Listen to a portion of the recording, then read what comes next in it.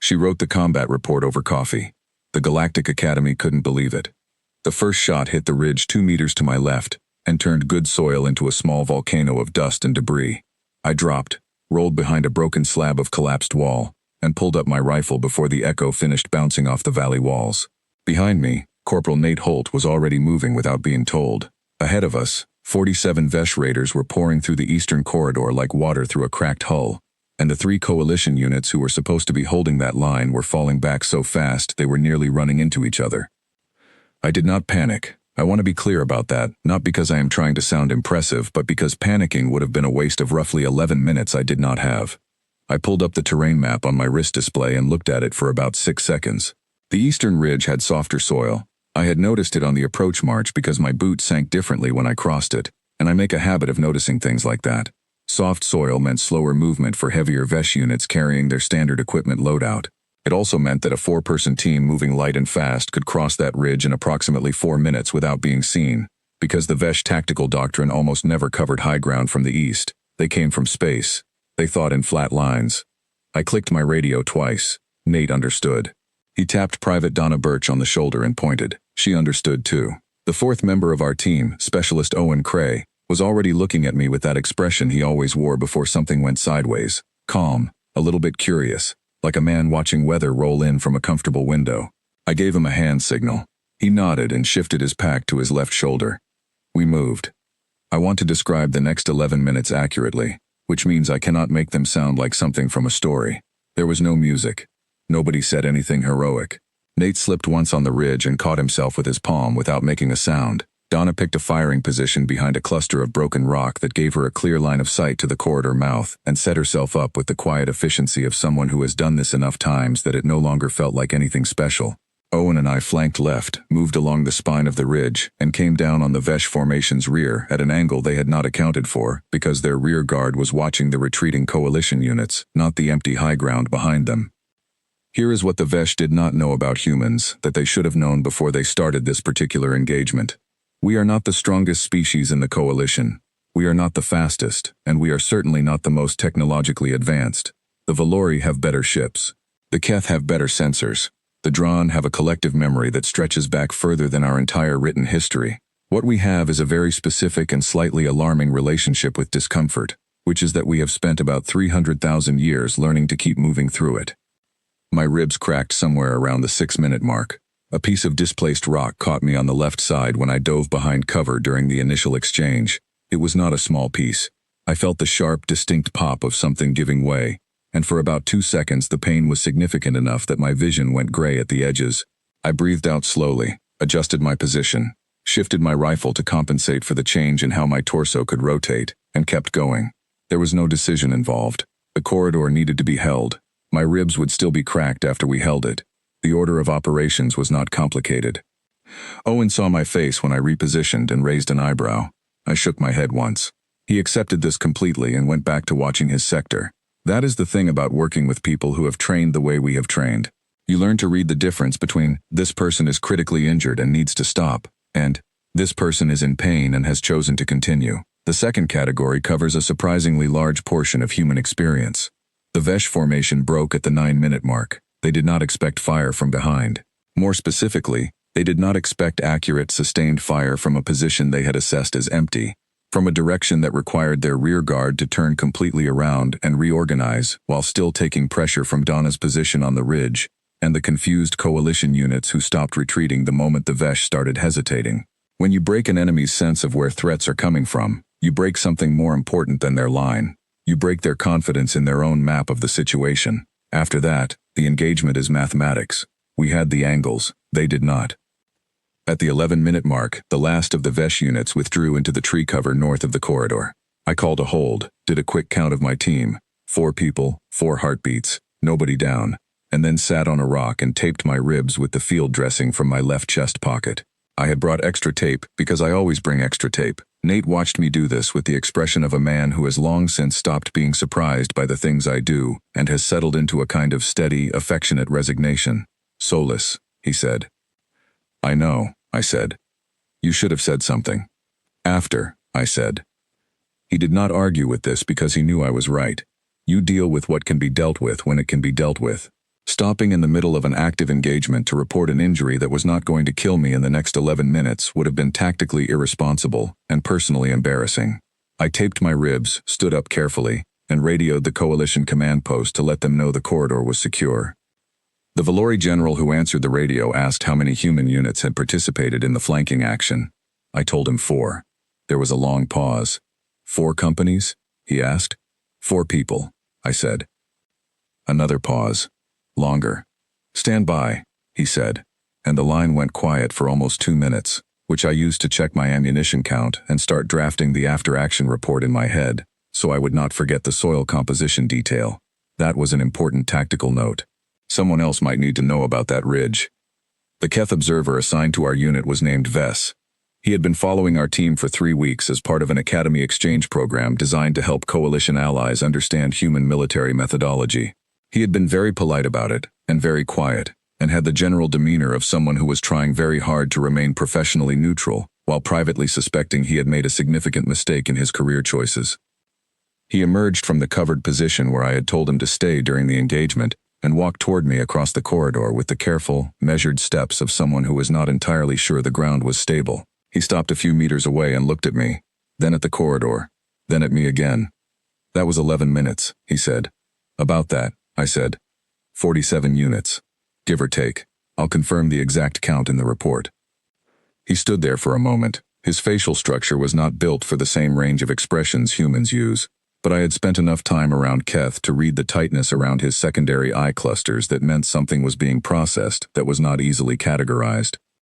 Are you injured? He asked. Cracked ribs. Tape them. I'm fine. He looked at the tape visible through the tear in my jacket. He looked at my face. He said nothing for a long time. I have been observing military units across 7 species for 19 years, he said finally. I have never seen what I just saw. It was a standard flanking action, I said. The ridge gave us the angle. The soil composition was favorable. The Vesh rear doctrine has a blind spot on eastern approaches. I'll put it all in the report. He opened his mouth. He closed it. He nodded very slowly. The way you nod when you are agreeing with someone not because you agree but because you have run out of an alternate response. The canteen the following morning had a flickering overhead light that nobody had fixed for 3 weeks, and a smell of fried protein strips that had soaked into the walls so thoroughly, it was basically structural at this point. I poured my 3rd coffee of the morning into a tin mug that had a crack along the handle I kept meaning to seal with epoxy, and sat down at the folding table by the window with my datapad. The report was not long. Combat reports are not supposed to be long. They are supposed to be accurate, organized, and filed promptly so that the relevant information is available to command before it becomes historical rather than tactical.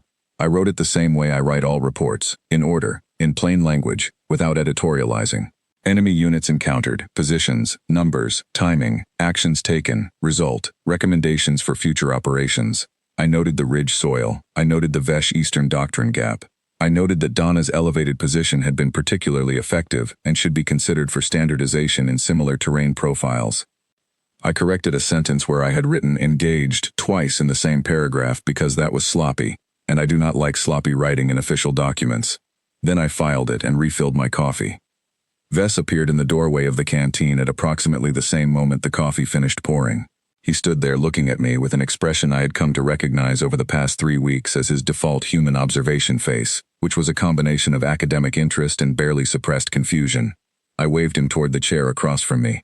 He crossed the room and sat down, carefully, the way Keth always sat in human furniture, like they were not quite sure the chair would hold but were too polite to say so. You have been here since dawn, he said. Since 05:30, I said. Couldn't sleep. Ribs. I see. He watched me drink my coffee. You have been writing the report? Filed it 20 minutes ago. He was quiet for a moment. Lieutenant Commander Solis, he said, at the Academy, after an engagement of significant scale, officers are required to file a psychological stability assessment before returning to duty. The standard waiting period before that assessment is considered valid is 3 to 7 days. I looked at him. 3 to 7 days, I said. It allows for the neurochemical response to the engagement to stabilize before the officer provides a formal account. The concern is accuracy and psychological well-being. I thought about this. I'm accurate, I said. I corrected my own grammar twice. He did not seem to know what to do with that. He pulled a document from his case and slid it across the table. It was, I noted, 42 pages long. "There is a psychological assessment form," he said. "Standard issue." I looked at the form. I looked at him. "Is there a shorter version?" "No." I picked up the form, flipped through the first few pages, set it face down next to my coffee, and drank.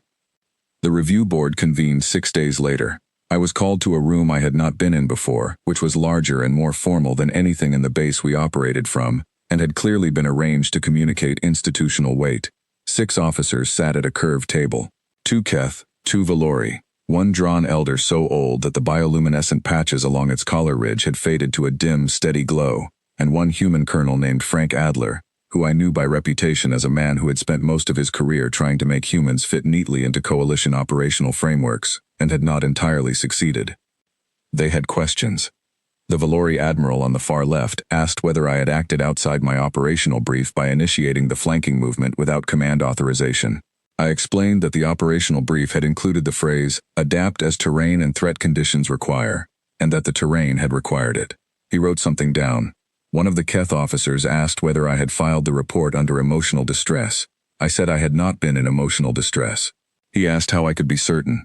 I said that I had reread the report twice before filing, and found it to be factually consistent with my recall of events, which was detailed and clear. He asked whether the detail and clarity might itself indicate a dissociative response.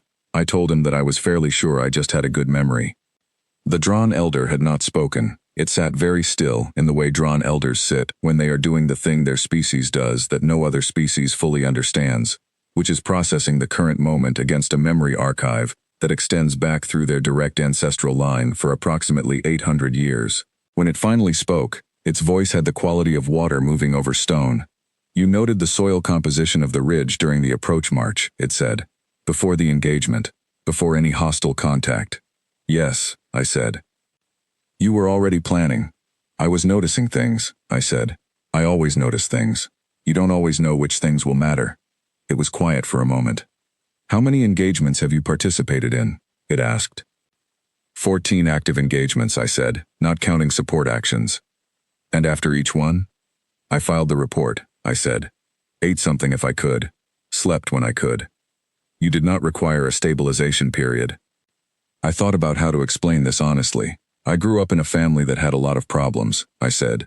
"My grandmother used to say that you don't get to stop being a person just because things are hard. You feel what you feel, and then you do what needs doing. I think most humans are raised with some version of that. Not because we don't feel things, we feel everything. We're just very strongly discouraged from letting it stop the next thing that needs to happen." The room was quiet for a moment that felt longer than it was. The younger Valori officer at the end of the table had been watching me the whole time with an expression that I could not read as well as Keth expressions because Valori facial musculature was more subtle. He leaned forward slightly. "Are humans not afraid of death?" he asked. The question landed differently than the others. He did not ask it the way the Keth officers had asked their questions, as if running a diagnostic. He asked it the way someone asks a question they have been holding for a while and have finally decided to release. I did not answer quickly. I owed the question better than that. "We're afraid of it," I said. "Every single one of us. It's one of the things we think about most, honestly. We make art about it. We write poetry about it. We sit up at night and think about the people we love and the fact that eventually everyone we love will be gone, and that one day we will be gone too, and it is genuinely one of the most frightening things imaginable." I paused.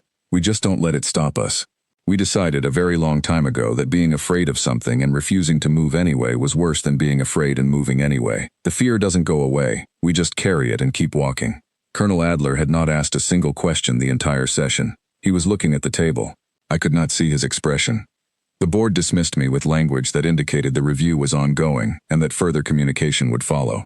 I walked out into the corridor, found a water dispenser, drank 2 cups standing up, and stood there for a moment looking at nothing in particular. The corridor had that particular quiet that official buildings in coalition facilities always had, a very deliberate, very maintained kind of silence, as if noise itself had been told it was not permitted without a form in triplicate. I thought about Nate and Donna and Owen, who were probably eating breakfast by now or cleaning equipment or doing the 100 small practical things that fill the hours between engagements.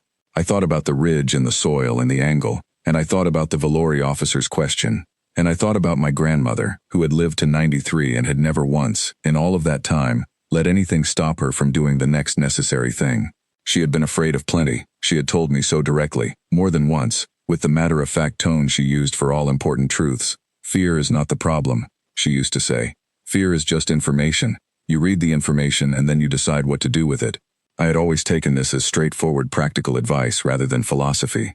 It had not occurred to me until this moment, standing in a quiet coalition corridor drinking water from a dispenser, that not every species had been given that particular piece of information about themselves. I went back to the canteen. Vess found me there 3 days later. I was doing logistics planning for the next unit rotation, cross-referencing supply manifests against projected deployment timelines, which is not exciting work but is the kind of work that prevents exciting problems later. He came in, got himself a cup of something hot from the dispenser on the counter. He had started doing that over the past 3 weeks, I noticed, not because he particularly liked human beverages but because it gave him something to hold during our conversations, and sat across from me. "The board has concluded its review," he said. "Good," I said. "Your report has been entered into the Coalition Operational Archive as a case study." He paused. "The title they assigned it is Anomalous Tactical Cognition in Terran Field Officers." I considered this. I find the word anomalous slightly unflattering. "I find it inadequate," he said quietly. And for a moment, the professional neutrality he wore like a uniform slipped just slightly. He held the warm cup in both hands and looked at me across the folding table. "In 19 years," he said, "I have observed 14 species in active military operations. I have documented 307 individual engagements. I have seen bravery, and I have seen skill, and I have seen units perform beyond their expected parameters under pressure." He paused. "I have never seen a combat report filed within 6 hours of an engagement. I have certainly never seen one filed over coffee, with a corrected grammar error, by a person with cracked ribs who then asked about a shorter form." "The form was very long," I said. "Lieutenant Commander Solis," he said, and stopped. He tried again. 3 Allied units held their position because the corridor was secured. 47 hostile units withdrew. The coalition defensive line is intact. The officers who commanded those 3 units are alive. Their people are alive. He set his cup down carefully. And the human who made all of that possible was in this canteen the following morning, complaining about the quality of the coffee.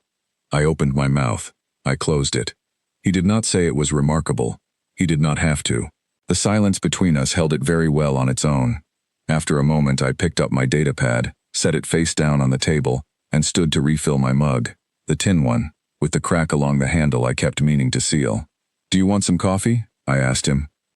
He looked at the mug. He looked at me. "I do not know what it is," he said. "Genuinely. I have consumed it 3 times in the past 3 weeks and I am still not certain I understand it." "Nobody is really," I said. "That's sort of the point." I poured him a cup anyway. He wrapped both hands around it and said nothing, and I sat back down across from him. And outside the window the early light was coming in at an angle that made the dust motes in the air look like something deliberate, and the overhead light flickered once and held, and the canteen smelled like it always smelled, and somewhere across the base someone was already frying protein strips, and everything was ordinary, which was the only way I knew how to be.